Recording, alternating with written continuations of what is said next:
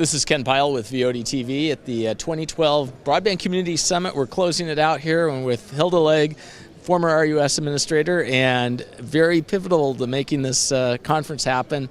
One of the things that struck me about this conference too, a couple of comments from some of my independent telco friends who said what they liked about it is there's thinking that is different than what they normally think, and they actually got quite a bit out of that, just hearing other thoughts and views. One of the views that we've heard quite a bit of, is just this whole idea of community broadband and communities helping themselves, almost kind of a back to the future. Mm-hmm. Well, that has been around. In fact, in 2002, when I was at RUS and we received the first broadband monies out of the Farm Bill, for the first time, the legislation said that we were to lend to startups, municipalities, and wireless companies. So there was three totally different client bases that the agency was to invest taxpayer money in order to build up broadband.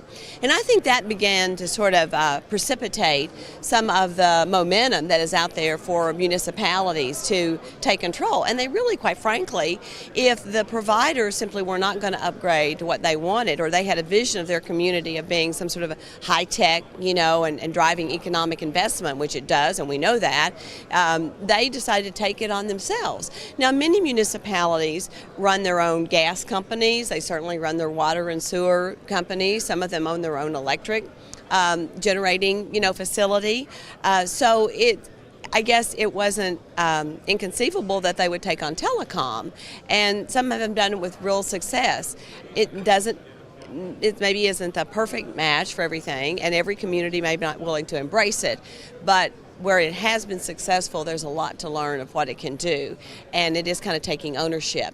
And particularly in rural communities, I think we in rural America have a sense of self-preservation, and rather than looking to the government or looking to the outside world to do everything for us, we had that sense of grittiness. By golly, if they're not going to do it, we can do it ourselves.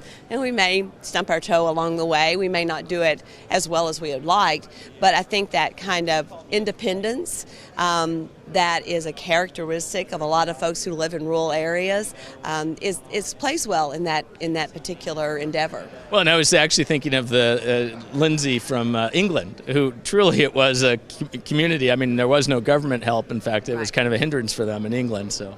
Well, and I think that, again, it's not the answer for everyone, but it also creates a competitive situation.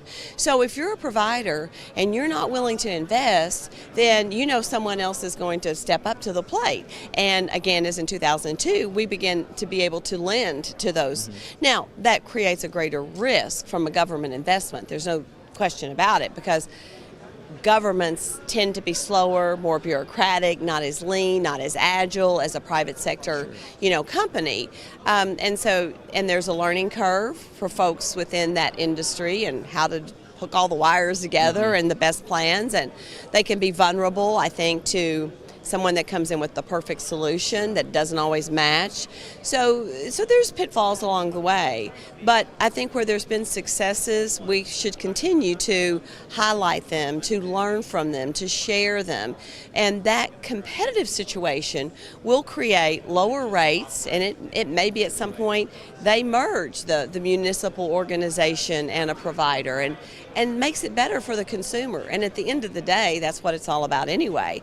The consumer having what he needs, where he needs it, and at whatever time he needs it. And so that's what we have to ultimately keep in mind. Well, and again, this conference is great for sharing those stories and learning. So Hilda, thank you very much for your time, and great seeing you this year. Well, it's always a pleasure to see you guys. You do a great job for us at the magazine, so we appreciate you. And also, I just say that as a part of this team, I think we have gelled and come together even in a greater way. I happened to miss last year, so it's been particularly fun to see the Broadband Properties magazine and the Summit team come together, and I think things have run very smoothly this year, and so thanks to you all for all of your help in making that happen. Well, thank you. All right. See you later. See you at 12:30.